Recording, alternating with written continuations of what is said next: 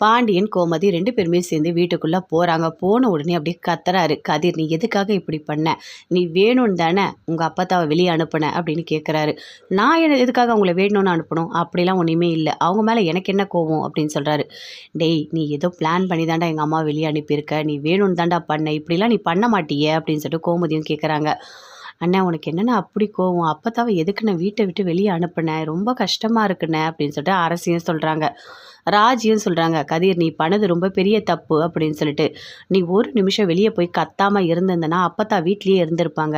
இப்ப பாரு, அவங்க வீட்டுக்கே போற மாதிரி ஆயிடுச்சு" அப்படின்னு சொல்லிட்டு வீட்ல இருக்க எல்லாருமே சேர்ந்து பயங்கரமா திட்டுறாங்க. "என்ன எல்லாரும் என்னையே திட்டிட்டு இருக்கீங்க? அவங்க பேசுறது எல்லாமே தப்பா தான் இருக்கு.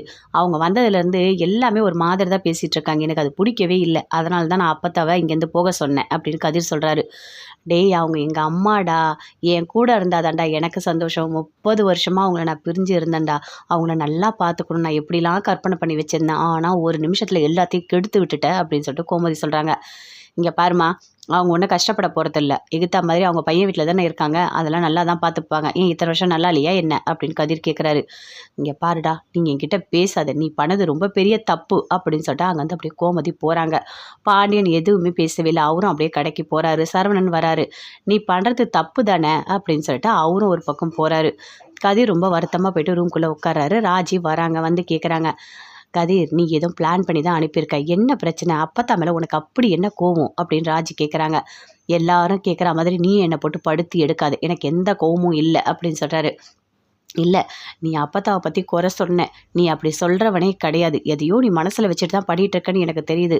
ஆனா அந்த உண்மைய நீ என்கிட்ட சொல்ல மாட்ற" அப்படின்னு ராஜி கேட்குறாங்க. "என்ன கொஞ்சம் தனியா விடுறியா ராஜி? தயவு செய்து நீ போ. போய் படிக்கிற வேலை இருந்தா போய் பாரு. என்ன கோவப்படுத்திட்டு இருக்காத" அப்படின்னு கதிர் சொல்றாரு. அங்கேருந்து அப்படியே ராஜி போயிடுறாங்க. அப்பத்தா வீட்டுக்குள்ள போறாங்க.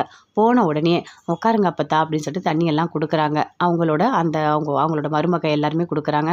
அவங்க அவங்க பிள்ளைங்க எல்லாருமே நல்லா பார்த்துக்கிறாங்க. "அம்மா, மன்னிச்சிடுமா, நான் பண்ணது தப்புதாம்மா" அப்படின்னு சக்திவேல் கேட்குறாரு. அடுத்தது முத்துவேல் பக்கத்துல வந்து உட்காராரு. "அம்மா, எங்கள விட்டு நீ போயிட்டியே, எங்களுக்கு எப்படி இருக்கும்? இவ்வளோ நாள் இங்கே தானே இருந்த. நீ என் கூட இருந்தா நல்லா இருக்கும்னு எனக்கு தோணுதும்மா" அப்படின்னு சொல்லிட்டு அப்படியே முத்துவேல் அவங்க அம்மா கைய பிடிச்சிக்கிறாரு. அவங்க அம்மா அப்படியே அமைதியா இருக்காங்க. எதுவுமே பேசவே இல்ல. "அம்மா, நாங்க உங்க புள்ளைங்க தானே, எங்கள மன்னிச்சிடுமா" அப்படின்னு சொல்லிட்டு சக்திவேல் சொல்றாரு. "அத்தை, நீங்க போனதுலேருந்து வீடு வீடாவே இல்ல. எப்படி இருந்தது தெரியுமா? இப்ப தான் சந்தோஷமா இருக்கு. நீங்க இங்கேயே இருங்க. சரியா? நாங்க பார்த்துக்குறோம் அத்தை" அப்படின்னு சொல்றாங்க 2 பேருமே. அப்ப முத்துவேல், சக்திவேல், குமார் எல்லாருமே ரொம்ப சந்தோஷப்படுறாங்க. குமார் கிட்ட வந்து பேசுறாரு. "அப்பத்தா, நீ என்னை விட்டுட்டு போனல்ல, இப்ப பார்த்தியா இங்கேயே வந்துட்ட. அவங்கெல்லாம் விடு அப்பத்தா. நாங்கலாம் உன்னை இனிமே நல்லா பார்த்துக்குறோம். மனசு கஷ்டப்படாம பார்த்துக்குறோம். அப்பா வீட்டை விட்டு வெளியே போகணும் உன்னை சொன்னது தப்பு தான் அப்பத்தா. நீ அதெல்லாம் பெருசா எடுத்துக்காத. சரியா? இனிமே அப்படி ஒரு விஷயம் நடக்கவே நடக்காது" அப்படின்னு சொல்லிட்டு குமார் சொல்றாரு. "நான் என்ன பண்ணனே தெரியலையே. எதுக்காக கதிர்க்கு என் மேல இவ்ளோ ஒரு பெரிய ஒரு கோவம் இருந்ததுன்னு எனக்கு தெரியவே இல்லையே" அப்படின்னு அப்பத்தா சொல்றாங்க.